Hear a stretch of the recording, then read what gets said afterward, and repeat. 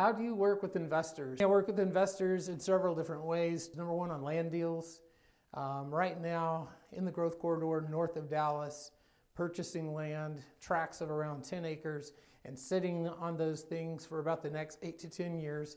Obviously, you need somebody who understands like what the projected use of that land is going to be, how the zoning is going to fall, and negotiating the best deal for you, telling you how to use tax advantages and how to do things like get an ag exemption on the land so you don't pay hardly any taxes on the land while you're sitting on it and holding it, and just watch that investment increase in value until one day, probably around 8 to 10 years down the road, you decide you want to sell, maybe to a developer, but you're going to make an enormous profit in most cases.